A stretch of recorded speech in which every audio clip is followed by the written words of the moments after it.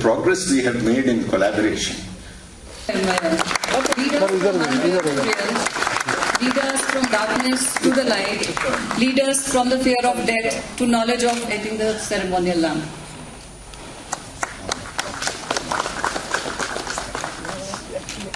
In the month of March this year, we decided that we would have properly recorded or not over a period. Is being organized as part of Azadi Ka Amrit Mahotsav, celebrating the 75th year of India's independence. CP Graham's reforms and has played leading role in Prime Minister's Awards for Excellence in Public Administration. We request you, sir, to kindly enlighten us by your address.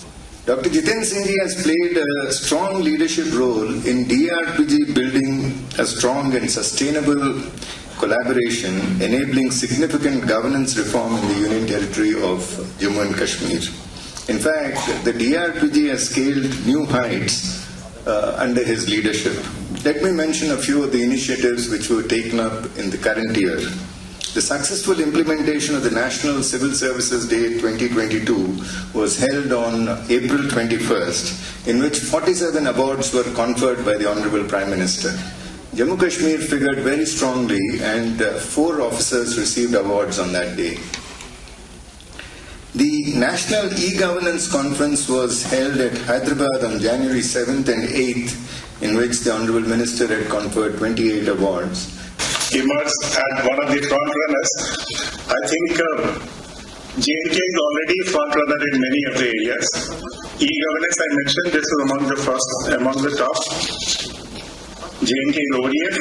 In the matter of ease of living, or what was known as ease of doing business, we would certainly be among the top of the heap today.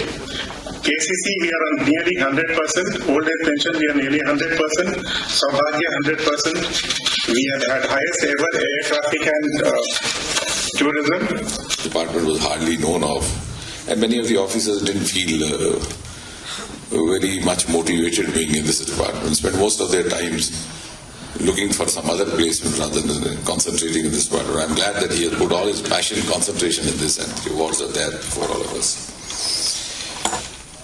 Before I say anything else, I'm standing in a venue which is the winter capital of Jammu and Kashmir. I must reiterate the fact that Prime Minister Narendra Modi has, right from the beginning, accorded the highest priority to Jammu and Kashmir.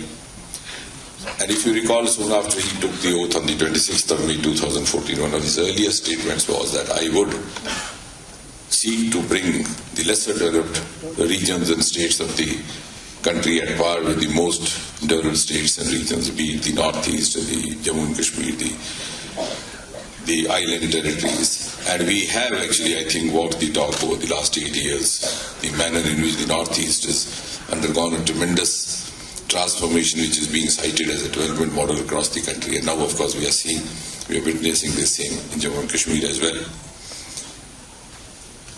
And I think the first evidence of Prime Minister's declaration of intent came when soon after swearing in one of the earliest programs that he accepted to attend was the inauguration of the Katra railway station.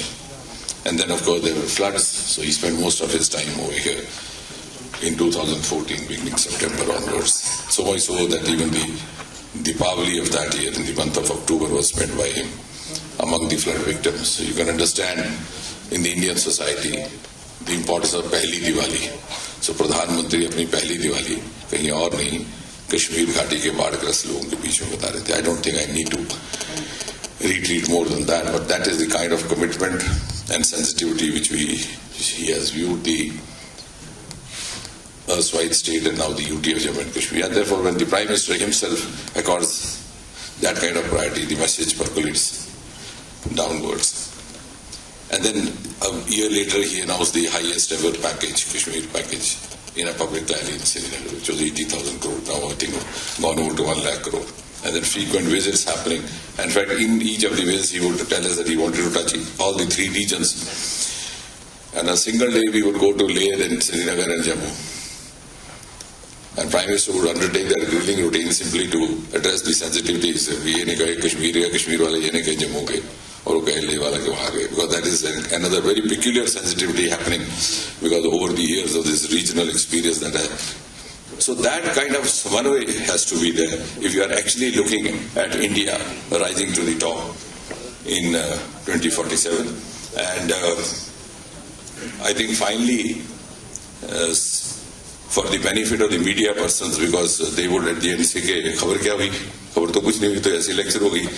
Now, having been a teacher for more than 25 years, thodi si wo lat bhi hai.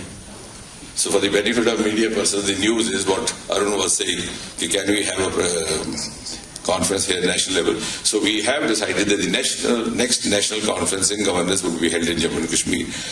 The venue will be decided by the Lieutenant Governor. We leave it to his discretion. Though being the month of January, I don't know whether the weather would be very compatible with here or not.